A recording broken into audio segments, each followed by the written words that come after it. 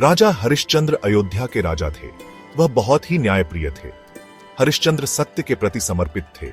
उनका नाम सत्यवादी के रूप में प्रसिद्ध हुआ। सभी लोग उनकी प्रशंसा करते थे। राजा हरिश्चंद्र एक आदर्श राजा थे।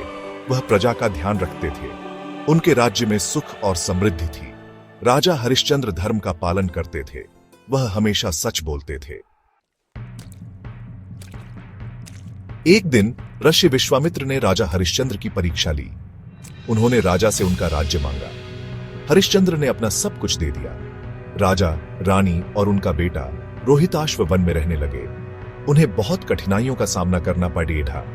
राजा को एक चांडाल का दास बनना पड़ेगा। उन्हें श्मशान में काम करना पड़ा। रानी तारा को भी बहुत कष्ट हुए। उन्हें लोगों के घर काम करना पड़ा। एक दिन उनका बेटा रोहिताश्व सांप के काटने से मर गया। रानी तारा बहुत दुखी हुई।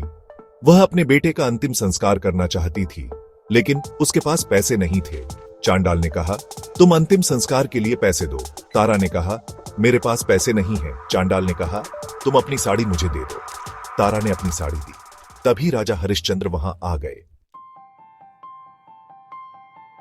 राजा हरिश्चंद्र ने अपनी पत्नी और मृत बेटे को देखा। उनके दुख का कोई ठिकाना नहीं रहा, लेकिन उन्होंने धैर्य नहीं खोया। उन्होंने देवताओं से प्रार्थना की। देवता प्रसन्न हुए। देवताओं ने राजा हरिश्चंद्र को आशीर्वाद दिया। रोहिताश्व जीवित हो गया। राजा हरिश्चंद्र को उनका राज्य वापस मिल गया। सत्य की विजय हुई। यह कहानी हमें सत्य और धर्म का महत्व सिखाती है। हमें हमेशा सच बोलना चाहिए। हमें कभी भी धर्म का मार्ग नहीं छोड़ना चाहिए।